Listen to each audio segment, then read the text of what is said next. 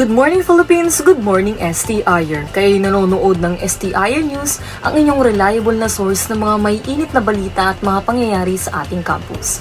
Ako po si Abigail Magtrayo at narito ang mga pinakabagong kwento para sa araw na ito. Patuloy pa rin ang suspensyon ng klase dahil sa mga epekto ng mga bagyong dumaan. Marami sa ating mga ka-STIer ang nag-aalala kung paano ito makakaapekto sa kanilang pag-aaral. Ang sitwasyon ng mga mag-aaral sa mga naapektuhang lugar ay patuloy na binabantayan. Para magbigay linaw tungkol sa sitwasyon, makakasama natin si Lay Rilio mula sa STI Carmona. Lay? Yes, Abby, nandito nga ako ngayon sa STI College Carmona. Magtatanong tayo sa mga ilang estudyante kung ano ba ang mga masasabi nila dahil sa panahon. Kuya, may itanong lang po ako sa inyo. Ano pong masasabi niyo sa sunod-sunod ng class suspension dahil sa bagyo?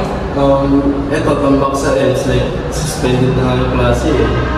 Meron pa rin gawain sa senior. Medyo hectic lang kasi yung proud sa amin. Paano niyo po hinahandle dahil nga proud out sa inyo? Paano niyo po nagagawa yung mga kailangan niyo gawin sa school? Ngayon, nag-charge na lang ako ng phone. So, mobile phone na lang yung ginagamit ko kasi nga, hindi ko na-access yung PC na lang. Phone na lang, may charge na once may day. Ang masasabi ko lang is parang nakakaabala kasi meron pa akong gawain sa ELS tapos mahirap yung signal tapos baka pa sa akin nalalalakas na siya ako. Ako po si Lea Chantirillo, nagbabalita. Balik sa'yo, Abby! Tumataginting na sports excitement naman ang hatid ng ating sunod na balita. Ang mga estudyante mula sa STI ay patuloy ang paghahanda para sa kanilang taunang Sports Fest, kabilang na ang cheer dance competition. Ang bawat team ay nagsasagawa ng kanilang mga practice upang maipakita ang pinakamagandang performance para sa araw ng event. Makakasama natin si Kaylin Hoson. Kaylin? Minsan nga ang paghahanda ng mga kalahok sa nalalapit na Sport Fest ngayong November 25. At isa sa pinaka-inaabangan, ika nga nila ay ang pinakamalaking cheer dance competition. Kasama natin ngayon si Kaping Pia para malaman kung paano nila pinaghahandaan ang nalalapit na Sport Fest. So as of now po, practices namin is still ongoing pa rin po. And ayun nga po, since ongoing po siya, talagang binibigay pa rin po namin yung best namin kahit practices pa lang po siya.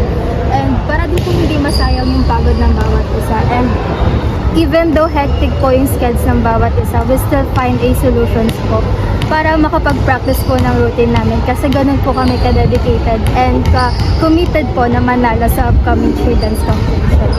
So, handa na ba kayo lumaban sa nalalapit na Sport Fest competition? Siyempre, handang-handa kami! Anong masasabi niyo sa mga kalaban niyo? Watch out! Para sa Balitang Sports, nakatutok kay Lynn Hoson. Magandang umaga mga ka-STIer! Dadako naman tayo ngayon sa paghahanda ng ating 2022 Mr. STI for the Battle of the Band Competition for Cluster 2024. Yan ang chika natin ngayon. Hello! So, hi Vin! Maaari mo bang i-share sa amin kung ano yung naging paghahanda nyo sa cluster? Paghanda namin sa cluster, syempre sinubo kami ng mental and physical. Kailangan namin ng of course, perfectin yung bawat piyesa namin, areglo namin.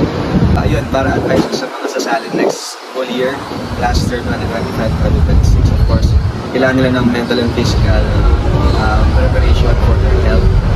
And of course, kailangan nilang magtiwala sa sarili nila. Mahalaga din yun. So, kung may members, of course, kailangan nila magtiwala sa mga members na kakayanin nila yun. And, yun, good luck sa inyo. Kung dito po natatapos ang ating Chika Minute mula sa STI College Carmona, ako po si Divine Grace Apostol, nagbabalita. Balik sa'yo, Abby. Diyan nagtatapos ang ating mga balita ngayong araw. Salamat sa pagtangkilik sa STI News. Huwag kalimutang mag-subscribe para sa mga latest updates at mga kwentong may kabuluhan. Hanggang sa muli, ako po si Abigail Magtrayo at ito ang STI News, magkakaroon ng malasakit sa bawat balita sa bawat estudyante. Mag-ingat po kayo at magandang araw.